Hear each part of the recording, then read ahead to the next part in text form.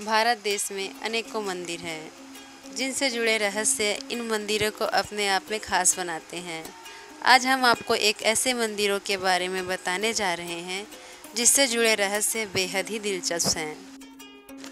पद्मनाभ स्वामी मंदिर भगवान विष्णु को समर्पित है। यह ऐतिहासिक मंदिर तिरुअनंतपुरम के अनेक पर्यटन स्थलों में से एक है। बताया जाता है कि इस मंदिर को 16वीं शताब्दी में त्रावणकोर के राजाओं ने बनवाया था। ऐसा माना जाता है कि उन्होंने ही मंदिर के तहखानों में भारी मात्रा में खजाना छुपा रखा था। इस मंदिर के 6 तहखाने सुप्रीम कोर्ट की निगरानी में खोले जा चुके हैं, जिसमें से भारी मात्रा में सोने, चांदी और हीरे जवाहरात मिले हैं। इनकी कीमत अरबों खरबों में बताई जाती है।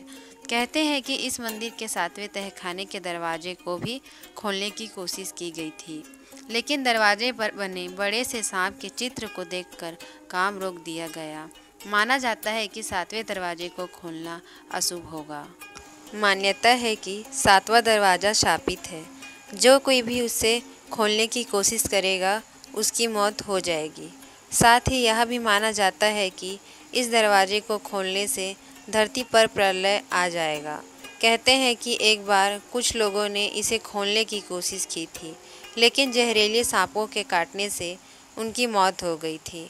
ऐसा माना जाता है कि 7वें दरवाजे को मंत्रोच्चार से बंद किया गया है और उसे उसी तरीके से खोला भी जा सकता है, लेकिन इसमें जरा सी भी चूक हुई तो मृत्यु निश्चित है। इन सभी वजहों से ही यह दरवाज़ा दुनिया के लिए एक रहस्यमय बना हुआ है।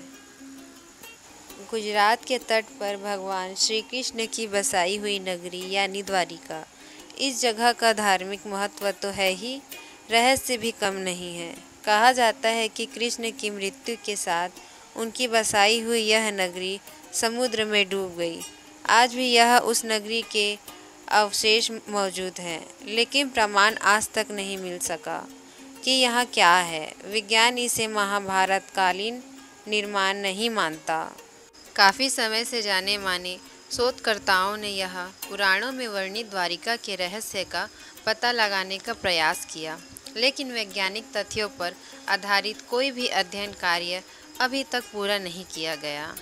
2005 में द्वारिका के रहस्यों से पर्दा उठाने के लिए अभियान शुरू किया गया था। इस अभियान में भारतीय नौसेना ने भी मदद की थी। अभियान के दौरान समुद्र की गहराई में कटे छंटे पत्थर भी मिले और यहाँ से लगभग 200 अन्य नमूने भी एकत्र किए, लेकिन आज तक यह तय नहीं हो पाया है कि यह वही नगरी है अथवा नहीं जिसे भगवान श्री कृष्ण ने बसाया था। आज भी यहाँ वैज्ञानिक स्कूबा डाइविंग के जरिए समुद्र की गहराइयों में कैद इस रहस्य को सुलझाने में लगी है। कैलाश पर्वत भारत की उत्तरी पड़ोसी देश तिब्बत की पर्वतीय श्रृंखला है। कैलाश पर्वत अपने आप में अद्भुत रहा है। इस पर्वत को लेकर अनेक कथाएं प्रचलित है, जिनकी मान्यता है कि कैलाश पर्वत पर भगवान शिव का वास है, पर इसका कोई वैज्ञानिक तर्क नहीं है। कैलाश पर्वत की ऊंचाई 6,638 मीटर है। वही माउंट एवरेस्ट की लंबाई कैलाश की तुलना में लगभग 2 किलोमीटर अधिक है और आज तक माउंट एवरेस्ट, जो कि दुनिया की सबसे ऊंची चोटी है, एवरेस्ट पर आज तक लगभग 7,000 से अधिक लोग सफल चढ़ाई कर चुके हैं, पर एवरेस्ट से 2,000 मीटर छोटे कैलाश पर अभी तक कोई नहीं पहुंच पाया। ये एक अद्भुत रहस्य है। यह आकाश और धरती के बीच का ऐसा बिंदु है जहाँ चारों ओर दिशाएं मिल जाती है। इसके बारे में कहा जाता है कि यह बहुत सारी शक्तियाँ रहती है। इस पर्वत की ऊंचाई 6,714 मीटर है। इसकी जो आकृति बनी हुई है वह शिवलिंग के आकार की है। यह पर्वत बर्फ से ढका रहता है। कैलाश पर्वत 4 महान नदियों हिंदू, ब्रह्मपुत्र, सतलज और कर्णाली से घिरा है। कैलाश पर्वत पहला ऐसा मानसरोवर है जो शुद्ध पानी की झीलों में से एक है। कैलाश पर्वत तिब्बत में स्थित और तिब्बत चीन के अधीन है, इसलिए कैलाश पर्वत चीन में आता है। इसकी सुंदरता और इसके बारे में कथाओं के आधार पर कहा जाता है कि ईश्वर ही सत्य है और सत्य ही शिव है।